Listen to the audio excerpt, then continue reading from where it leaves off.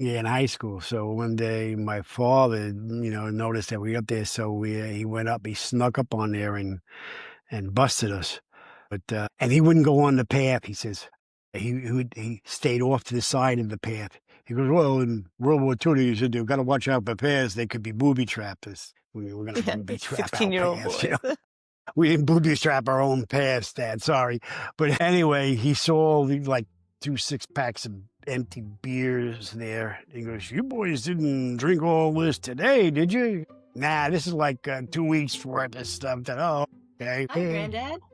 I'm back. But they also had a candy shop. Oh yeah, yeah. My parents have pictures of my father working at the candy shop.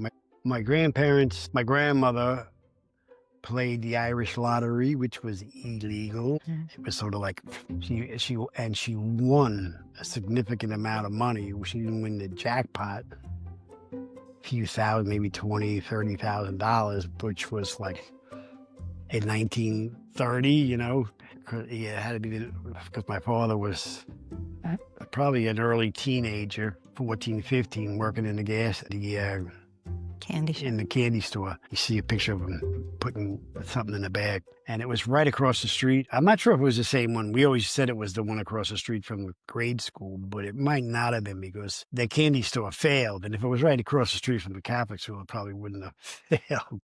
I would think not, unless the Yeah. kids were stealing too much. Because, yeah, that candy store always survived while I was there. Everybody was in there, You'd take those candies, and in the middle of those candies, they were flying saucers. You'd open up the flying saucers, there'd be beads in there.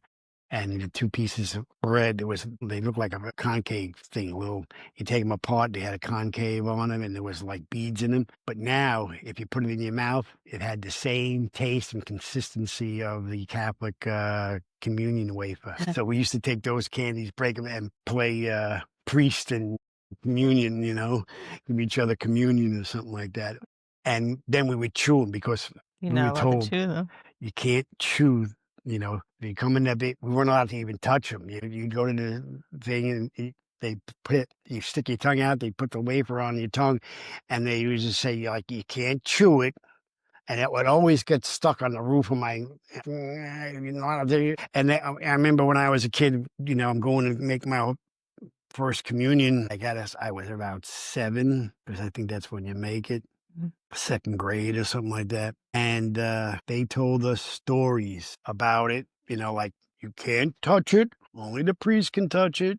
You can't bite it. If you bite it, we will know because the blood will start coming out of your mouth. So this is what the nun told us at that time. It's like, and then the one lady said that one woman, she went up and got communion, and then she took it out and she put it in a napkin. And then she took it home and she put it on the table and she stuck a pin in it and it started to bleed. And she couldn't get it to stop bleeding. She had to run to the Catholic Church, get the priest, and he had to say some things over it to stop it from bleeding. All like, oh my goodness, this is pretty dangerous stuff. Like I said, the church wasn't spooky enough with all the dark statues and icons. There was this one icon that looked like it had a World War I pilot's helmet, and it was actually Mary with a scarf on her head, and she was holding Jesus. But I swear it looked like the same helmet that Snoopy had on in the comic books. The Red Baron. Chasing the Red Baron with his I have pictures of me with that. My parents put me in a parade. I had that helmet on. So when I saw that icon, I was positive that was Pontius Pilate. That must be Pontius Pilate because he has It's pilot. the pilot hat on, the leather pilot hat, and he's holding Jesus. Brought before Pontius Pilate. There he is. Pontius Pilate is holding him in his hands. And who did Uncle Billy thought he knew God's first name? Was that Nah, yeah, no, we all thought Howard was God's first name. Howard? Be your name. Yeah. Our Father who is in heaven, hallowed be your name. That's right. So God's name was Howard. We had to get corrected on that. But there's like after you, or when you go into the confession, you have to say the act of contrition after you. He says, my God, I'm heartily sorry for having offended you, and blah, blah, blah, blah. So you would have to say, I am heartily sorry. So my brother, he's like 8 or maybe even 9. He thought it was partly sorry. So he goes in there and he's with the one priest, Father Connolly, which, you didn't want to go to Father Connolly because you got the worst, you didn't want to tell him too many bad sins because he gave out too many penances and whatever. So my brother's in there and nobody can hear you. You can't hear what's being said in there. So nobody else heard what my brother said. He says, my God, I am partly sorry for having offended you. And all of a sudden, Father Connolly screams out, partly sorry, partly sorry. And you could hear it throughout the whole church. He's screaming, and he's in behind his door. We're only behind curtains. And we go, what the heck is that? And he goes, you better be heartily sorry there, boy, or you're going to know a thing or two. He's like, you're only partly sorry? We're going to kick your butt, boy. Like Small child. I thought, that was I didn't So know. they just I wasn't repeated trying to what they be tell 'em. wise or a wisecracker, say I was partly sorry, you know.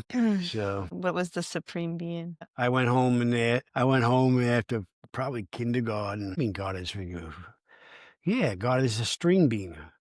That's what they said. Who said it? I said, the nun at school said, God is a string bean. Where? I said, it's in the catechism. And the first question is, who is God? And it says, God is a supreme being. But I misunderstood supreme. I didn't know what supreme and being. So it didn't mean anything to me. It sounded like string bean. So I went home and told my mother God was a string bean. Well, that was. Thankfully, she was a little more gracious than Yeah, the yeah. priest. Yeah, my mother didn't, she thought it was funny. So I didn't get my ears pinned back, but yeah, it was a fun time. We had no idea what was going on. We had a conception of a lot of things, I guess. Nowadays, these kids know things that we had no idea was even out there. Yeah, sometimes ignorance is bliss. What? Sometimes ignorance is bliss. Yeah, right. It's like when my brother got in trouble for calling a kid a homo, and the priest said, do you know what that means? And my brother said, yeah, I know what it means. Oh, you're out. You're not going to be in the competition. But my brother thought it meant hobo. He thought he called the kid a hobo, and he got in all kinds of trouble for that. So now he had to find out what's the difference between a hobo and a homo, We had no idea.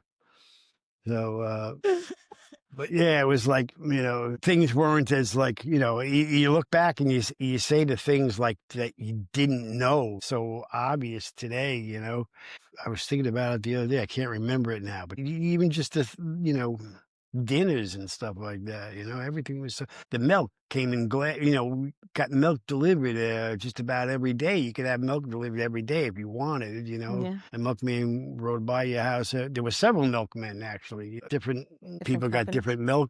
different Companies. different milk companies. They all came in the glass bottles, and you had to put the deposits back out. You didn't get deposits. They're recycling, Yeah, right? you They had were to just recycle reusing. because you use the same glass over, just a new New top. piece of Well, I cardboard. remember even the sodas that Poppy and Gigi used to get. They'd put them in those crates, and it was like a liter glass, right? And then you'd bring it to the beer distributor or whatever. And Yeah, you'd that- have crates. You could buy a case of this Coca-Cola all in there, like 24. they were all glass, and all the edges were rubbed because they would wash and rub Right. into each other. And all those Coca-Cola bottles were used over and over. They were thick. Yeah. They could fall on a cement floor and not break sometimes. That's how Mhm. thick they were. Grandma and Grandpa usually always got the seltzer that.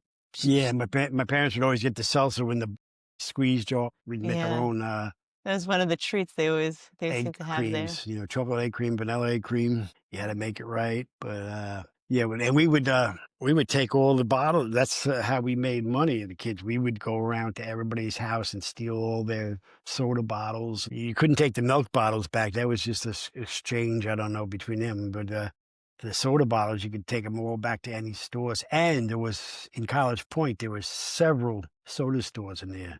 Dr. Brown's and Hoffman both have bottled. I don't know, they still are. I think you can still see Dr. Brown is still distributed out of College Point anyway. But they used to have soda factories, and we used to go and rob soda from the soda factories. And reach in and got Dr. Brown's celery soda. Celery. We didn't like it, so we shake them up and throw them against the wall and they would blow up. So, it kinda like the records. Didn't you find some records in the Oh yeah, that was later. That we should have never did that. I was already a teenager, and my grandpa had died, and we had all of his. I mean, he had complete sets of bands and things in classical, and some of the names we recognize. Oh, there's Frank Sinatra. There's Jimmy Dorsey. There's because we'd see the movies, and these names were all up there. But This is before vinyl. for vinyl, it was the 78, you said? and the eights were made out of I can't remember what it's called. But anyway, if you take it like a frisbee and you threw it against the wall, it would shatter into a billion pieces. And we took my younger brothers and sisters out, and we threw away Family inheritance? the records that we thought were useless and no good. But then my younger brothers and sisters thought it was so cool, they just went in and took the rest of them. They didn't know the difference. Yeah, they didn't know the difference between good. We didn't really either. I mean, we might have taken the rarest ones and The destroyed. names that you didn't recognize. We didn't know who they were. It Right. might have been Caruso or something like that. Oh, rare Caruso. Yeah, I Who mean, knows? if he was singing with vaudeville in the My grandfather? Yeah, No, that was the other grandfather. Oh. Yeah, and my grandfather, he sang it in the church. He was in the choir. We always could distinguish his voice. When we were in there, we'd be in there and we'd hear him singing, and we'd always turn around and look up. Oh, yep, there he is. And Right. I remember one time being in church, me and my brother were in church on a Sunday, and we went by ourselves. This is in College Point again, and we're right up in the 10th row from the front or something like that. And we hear this from the back of the church. We both look at each other, and then we look back and we're looking at, and we found our father. He cleared his throat during church, and we said, "That's him. It's Dad's in. We got to be careful. Dad's in the Right. Dad's in the crowd." So I remember that when I was a kid, was it in Home Depot? Home Depot, yeah, And you heard Grandpa clear his throat in the aisle over? yeah. Yeah, I still reckon. Yeah, I didn't remember that, but my daughter, she just said I heard him in the store clear his throat. That's him. That's my dad. And I found him in the store after he cleared his throat. So 78 records were commonly made of shellac, produced between the late 1890s and the late 1950s. The lack, It's but it called- had a name. It had its own name. I can't remember. Right. Natural resin that is brittle and prone to shatter if dropped. Yeah, it's brittle and prone to shatter. So resin is like from a tree. Yeah, something like that. Yeah, there's some plastic. When I was doing electric, they had some plastic boxes, electrical boxes that were made of very similar stuff. If you hit it with a hammer, it just blew up. Yeah. Before they actually went to the straight plastic. But when they were going from the metal boxes to the plastic boxes, there was an in-between box. It was brown and brittle. Yeah, hitting it into the wall. If you happened to miss the nail when you hit it in the wall, it hit the you had to throw Shattered. it. So Yeah. You kept seeing kids go up the stairs, but not come back down as all these kids keep going up the stairs. oh, that was my younger brothers and sisters that are. We taught them this. We used to go out. Our house was a two-family house, but they had this roof out in front of the house that you could stand on. It was only and it went into the second floor. The roof goes into the second floor of the house, goes into the roof goes into the second floor of the house. And the second floor is actually on the same plane, just stuck out. So we'd climb out the windows, and on the back side, you could jump off the garage. You go out the back and you jump out, and when you go out to one window onto the one side window over the garage, me and my brother, we taught my younger brothers and sisters how to go out there. We could climb up on the top roof. In fact, I think my one brother years later was throwing pot on the top of the roof of my father's house, and my father saw the plant coming up. He goes, "What the hell is that on the roof?" My brother goes, "Don't worry, Dad, I'll take care of it, Dad." He had to get Weed growing out of control up on the roof. out of control weed on the roof of the house there.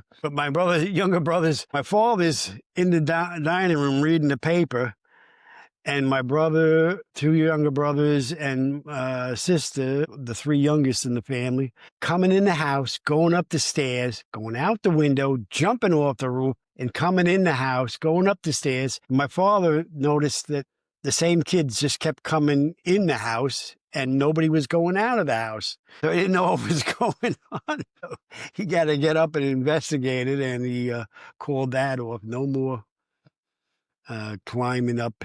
That would have been at the house in Selden, though, right? Yeah, it's the house in Selden that my sister still owns now. It was handed down through the family. Different people have owned it. And we lived right on the back of Suffolk Community College property, and we used to go up into Suffolk Community College. That was our playground. And they put in all the parking lots that are up there, all those parking lots, and they took all the hills down.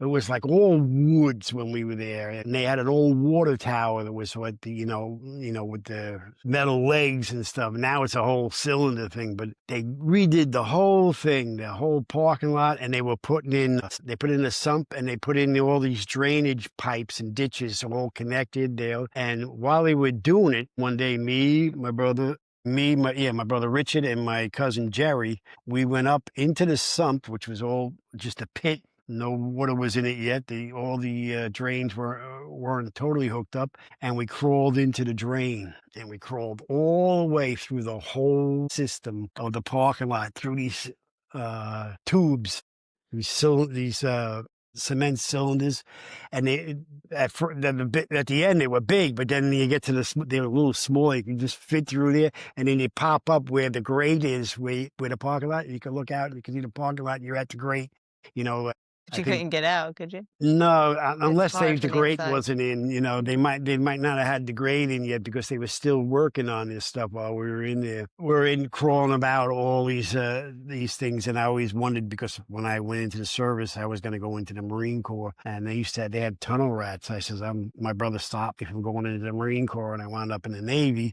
I said, I was a skinny kid. I wasn't afraid of tunnel. I says, I could have been a tunnel rat. Not that I would have been, but there's always that possibility because, I was always as a kid like, hey, there's a tunnel there. Who wants to go in? I'll go in, So like, I can't imagine. I was young and dumb and whatever you want to say, but I'll leave the rest to your imagination. I know some of you know it, and when they finally got it all hooked up, we had a huge, like, nor'easter rainstorm.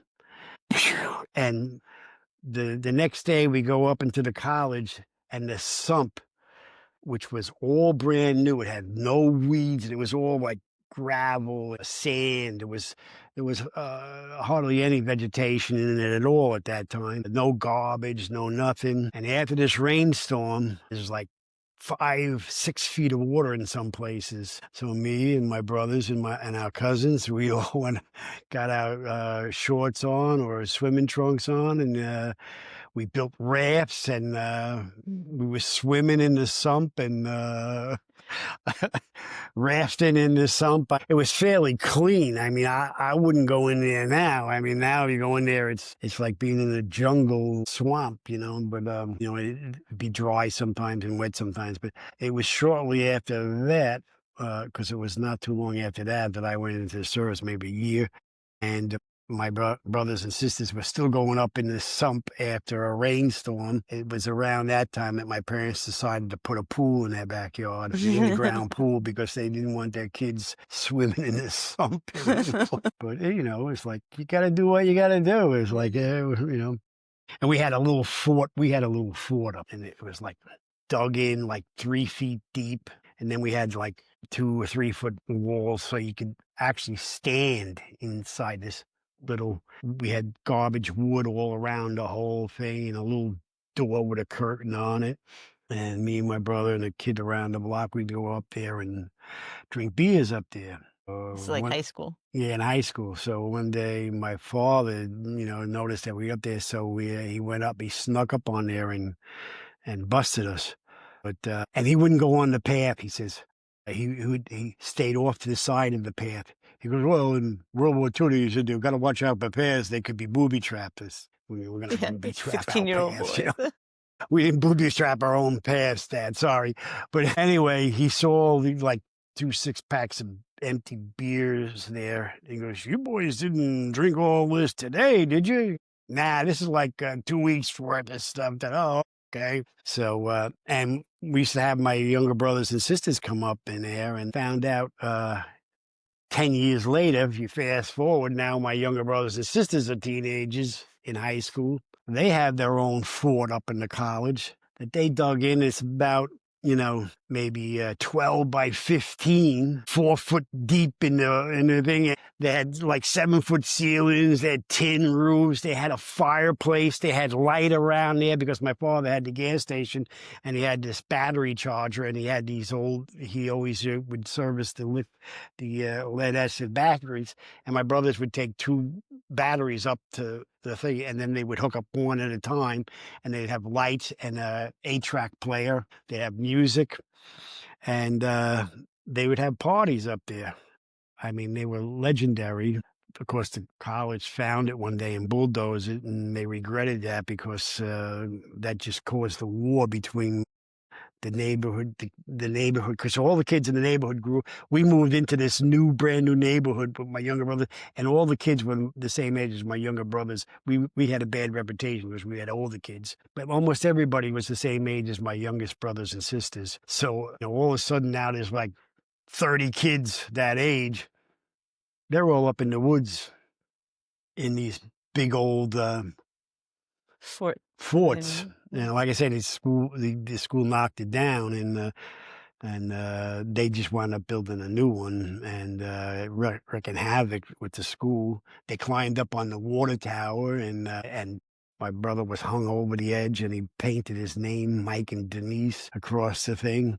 And they were being chased by the campus police, and people used to say that the campus administration had my mother's phone number on speed dial. My mother would every once in a while get a phone call asking if she knew where her sons were. "Mrs. Rogers, do you know where your sons are?"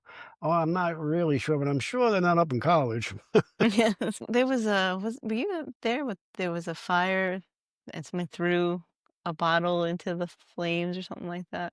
No, no, my brothers, they dug a big hole. They had all this garbage. So they dug this big hole, and they threw all their garbage in it. There maybe a couple of weeks now, but because they had a lot of garbage. First they dug it up and they would throw it, and then they threw more garbage in it. And then they decided to get rid of the garbage in this big hole. It was like, my brother said, it was like 6 foot deep, maybe 3 foot wide, or maybe a little bigger, maybe 4 foot, whatever. He says, and they're throwing the garbage, and then they decide to burn it. So they took gasoline and they poured it down on the thing. And then my brother lit a match and threw it down, and nothing happened. It was like the match went out. So lit another match and threw it down. And again, it went out, nothing happened. And he said to the one kid there that was like a newbie there or something like that, "If this doesn't work, I want you to take the matches, go down there and light it down there and put the match on the thing down there, okay?" And the kid's looking at him like, because so if it doesn't work this time, he said, "I was only kidding when I wasn't going to set it down that thing, but I just, whatever." So he said, there are like 6 of them, a couple of guys, a couple of girls, all around this garbage pit. And my brother lights the match and throws it in. This time it reached the match was still above The the hole, vapors had but the finally fumes had come up, and it lit the fumes, and then went boom. And he says they were all in a circle around this thing. The next thing you know, they were all lying on their backs in a circle around this thing. All their eyebrows were gone. He said, "Holy crap." He said, "I couldn't believe what happened." And then my brother turned and he goes, "Good thing you didn't go down there." This is a different story. This was a glass bottle that had to get broken because it had alcohol in it. Oh, that was in College Point. No, now it was like we were drinking in College Point, and we had a gasoline in a glass, Oh, it was gasoline. in a glass jug, gallon jug, and it was there was a fire there, and this kid decided to dump it on the fire. And he dumped it, but it got stuck, and now this glass jar is laying on top of a fire. The fire is under there. The gas is coming out. And It was kind of coming out. because it was kinda blocked too, because It there was was building up. air and stuff, and, so, "It's gonna blow," so a couple kids tried to throw rocks at it, everybody missed, and they all ran, and I took a rock and went up there and threw it at it and broke it, Mhm. and my brother Billy yelled at me, "What are you, crazy? You could have died." I said, "Well, I didn't," but, I who knows? I don't know. I guess the glass would have broke. I don't know if it would have Sure, exploded. you never really Gasoline doesn't explode the way they show on TV, but but I don't the know in certain fumes, conditions. yeah, Yeah, the fumes will blow up when it's like in an actual gas substance, not liquid. yeah. So I don't know how much of it, how far the glass would have gone had it exploded. I think we would have been safe, but we were kids. We didn't know. Playing with fire. What? Playing with fire. Yeah, playing with fire. What do we know? It was like playing with guns. We didn't know. I didn't have any real respect for guns until after I got out of the service, and then it was like every gun is loaded. Like I said, when my brother or cousin tried to shoot me, I think I Yeah. spoke that. No, But you haven't, but we're gonna wrap this up and maybe we'll get oh, to that I next didn't talk time, but about we my cousin trying to shoot me with my rifle. But I no, did. no, we didn't talk about that one. Mm. But that's after the Navy, Yeah, it was right? after I was out of the Navy. Yes, But I yes. do remember a story about you trying to hitchhike home from Dawnwood. Oh yeah, I went to Dawnwood Junior High, and in 1964, and I stayed late, and I missed the late bus. I didn't know what I was doing. I never took a bus before we moved out here. We always Oh, walked to school. I stayed after in school. They go, "Oh, you can take the late bus." I said, "Okay, so where's the late bus?" this is like a yellow bus instead of the city buses. Yeah, these are yellow buses. I mean, I had to take the city bus. When I couldn't read, they sent me to the Catholic school in the city. I had to take two buses, transfer to get to school for extra lessons to learn how to read. But These are different. They're very specific, yellow bus. yeah, these are the yellow buses, the same ones that they have at the schools with the numbers. But anyway, this was the late bus, which was Right. totally different. But there was different areas, and I said, "Okay, I'll take the late bus." So then I go out and I go, "Okay, where's the late bus?" They go, "They left." So they left. I missed the late bus. So I walked from Dawnwood to 25.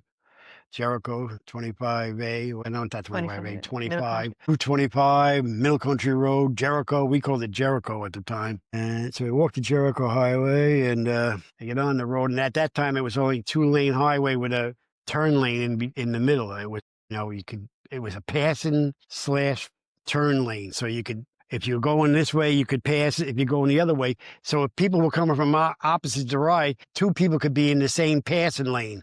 One is passing going west, one's passing somebody going east, and one's doing west. And you could meet in the middle. People did at times. And sometimes it was called the chicken lane, But it was also for making a left turn if you were going in one direction, you go in there. So anyway, I get to the 25. This is like at 6 o'clock at night in Center Reach. I don't know if anybody's familiar with that now. Now it's a 2-lane highway with turn lanes in the middle and turn lanes on the edge. And Limited access to Nichols Road. yeah, and then at 6 o'clock, you can't cross the street there unless you go to a traffic light without taking your life into your hands. There's no like, holy crap, like at 6 o'clock trying to cross Jericho.